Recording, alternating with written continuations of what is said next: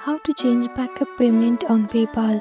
If you want to change your backup payment, then follow these instructions. First, make sure you have downloaded PayPal on your phone. If you are an iPhone user, go to App Store and you can download PayPal from there. And if you are Android user, then go to Play Store and download PayPal on your phone. After that, click on search bar and open PayPal.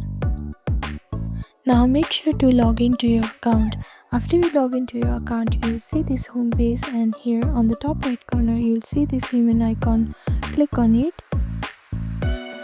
Now scroll down a little bit and click on this login and security. After that, click on skip extra approvals. Now you'll be loaded to this page, and here first click on this cross sign on the top right corner. Now you can swipe these options towards right, and here you can see this payment option. Click on payments.